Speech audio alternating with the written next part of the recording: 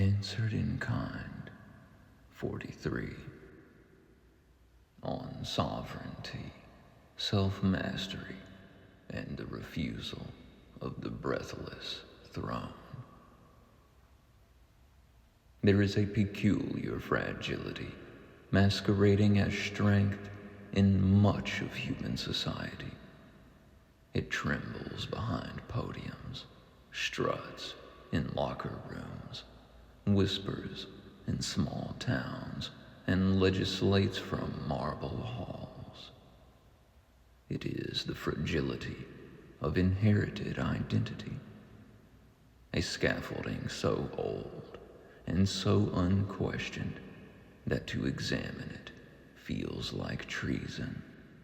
We were told this is masculine, that is feminine. Men lead, women follow, boys will be boys, girls must be careful. Marriage is sacred if done this way, and profane if done that way. Cross your legs like this, don't cross them like that.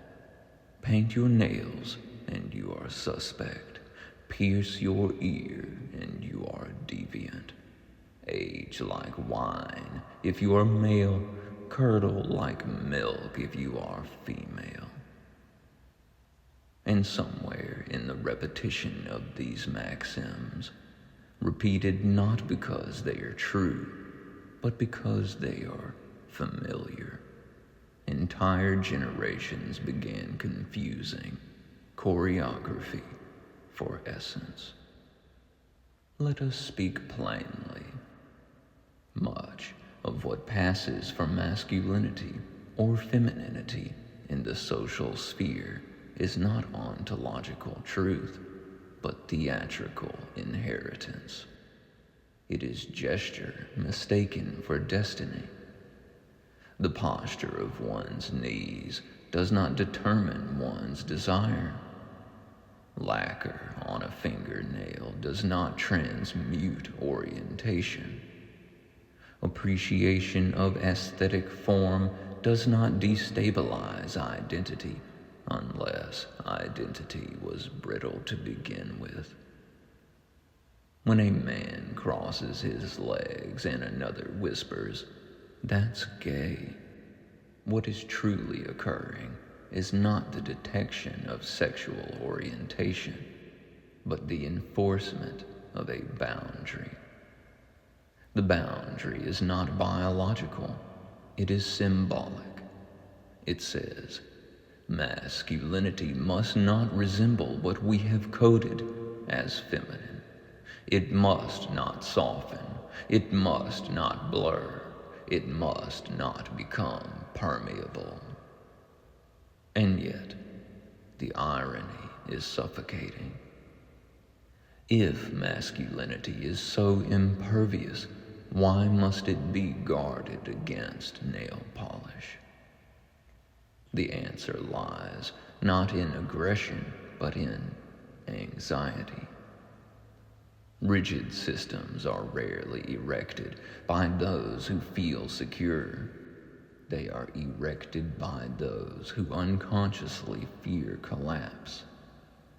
When identity is fused with performance, deviation feels like annihilation.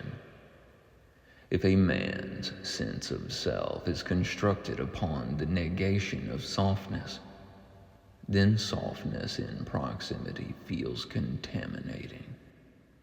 Thus the policing begins.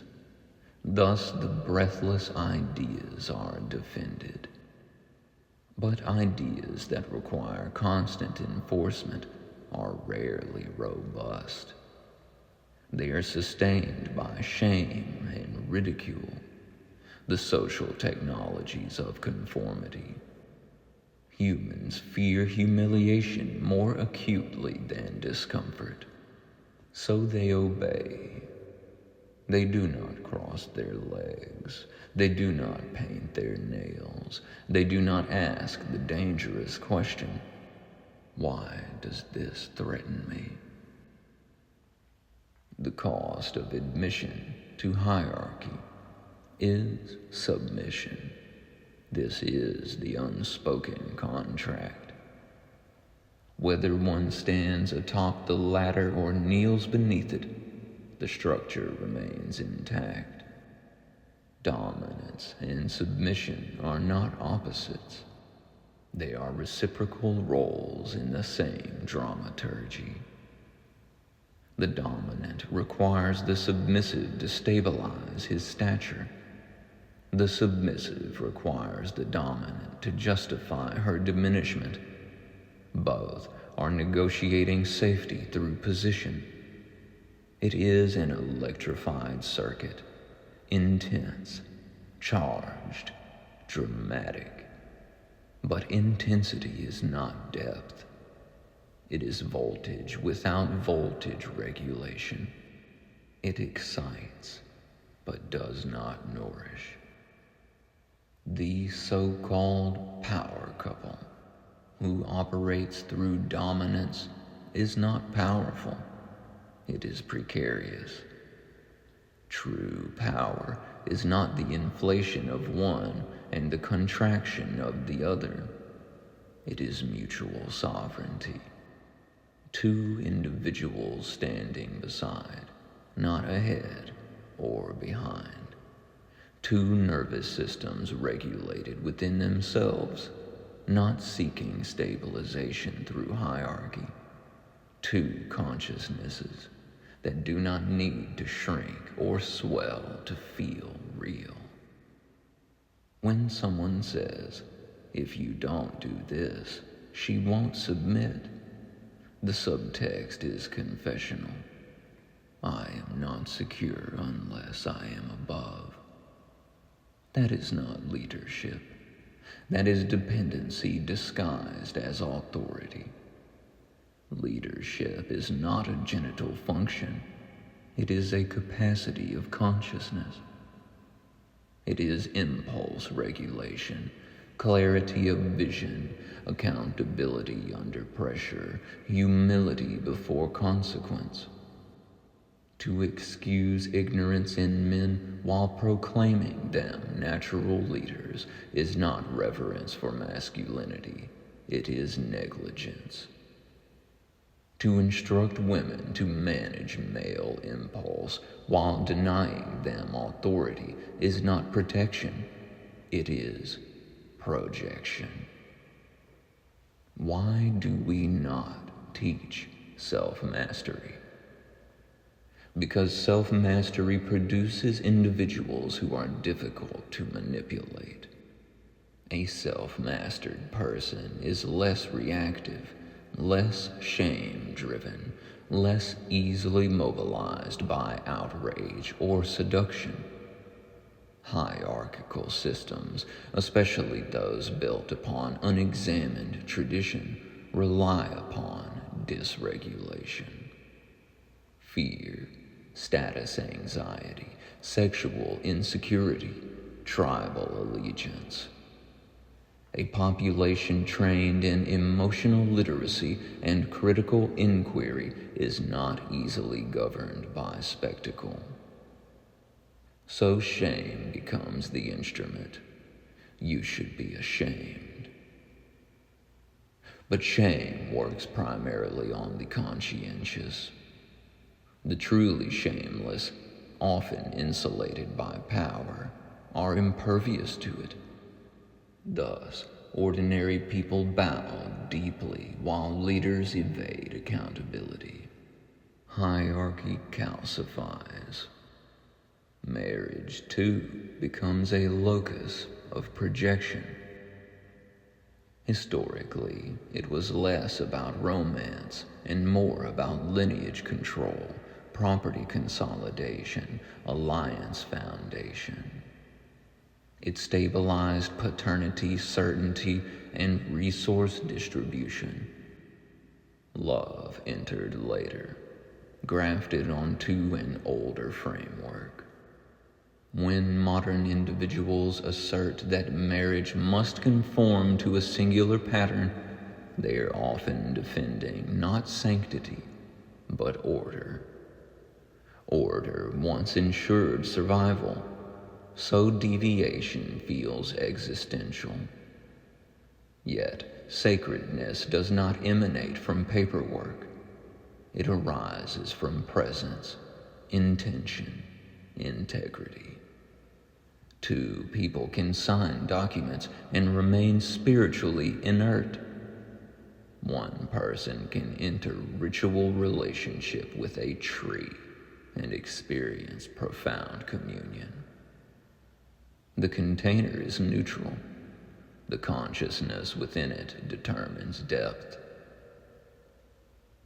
To reject marriage personally is not inherently radical. To impose rejection upon others would be. Sovereignty means neither clinging nor crusading. It means conscious choice. The deeper struggle is not about nail polish or nuptials.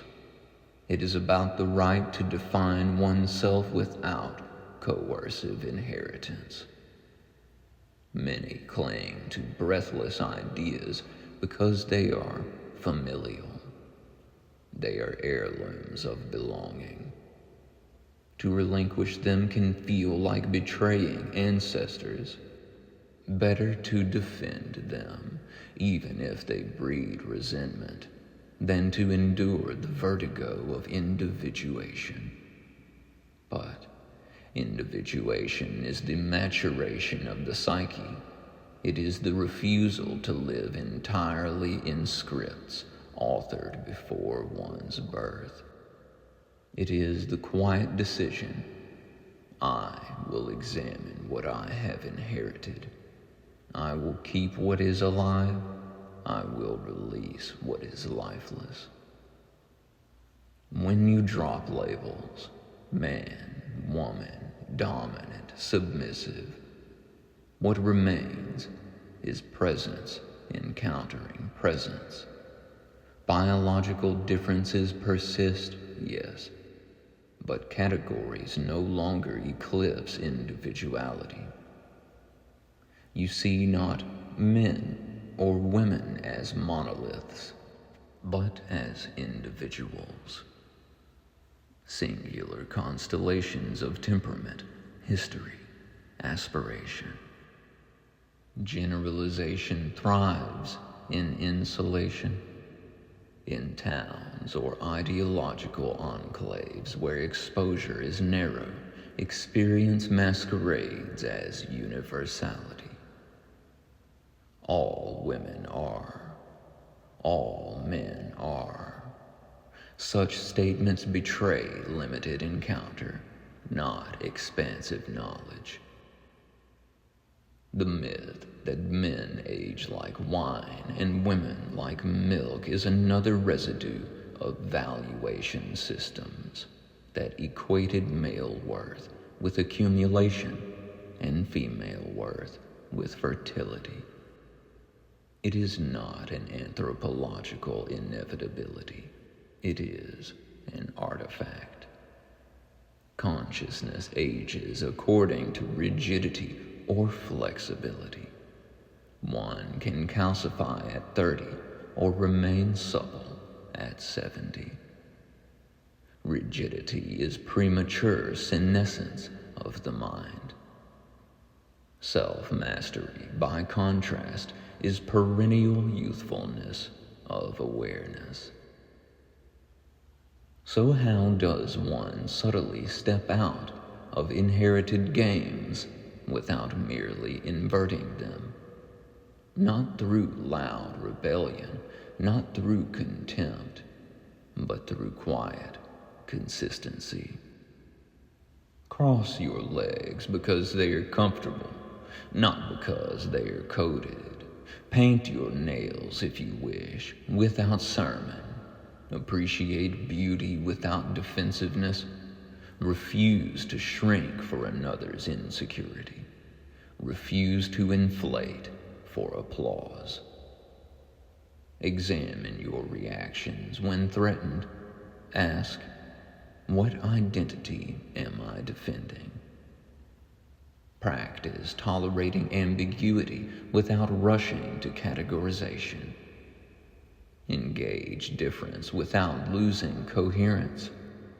Choose structures, marriage or otherwise, consciously, not reflexively. Most crucially, cultivate self-regulation.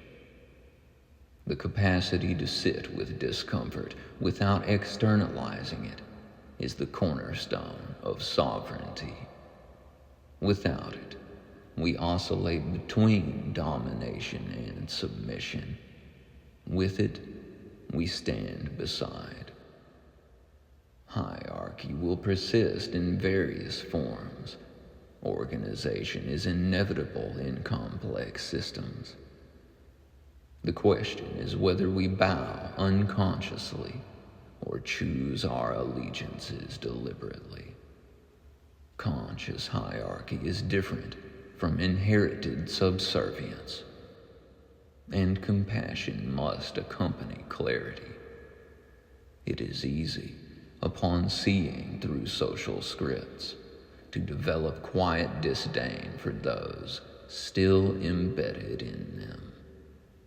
But superiority is merely hierarchy inverted. Sovereignty does not require contempt. It requires steadiness. The world will always contain those who defend brittle constructs, who bleed vitality defending ideas that no longer serve them. You need not bleed with them, nor must you attempt to dismantle every edifice. You may simply step aside, step out of the game, refuse the leash and refuse to hold it. Decline the breathless throne. Stand beside those who can stand. In doing so, you enact a different model, not through proclamation, but embodiment. And embodiment is more subversive than argument. When individuals regulate themselves, respect boundaries, integrate strength with softness, and choose bonds consciously, the dominance-submission theater loses its audience. That is how sovereignty returns, not as rebellion, but as remembrance. And that remembrance is neither angry nor apologetic. It is firm. When you no longer need to dominate or submit, you finally discover what it means to be free. I will not sit upon a throne that requires someone else to kneel. Praise love and pass the compassion.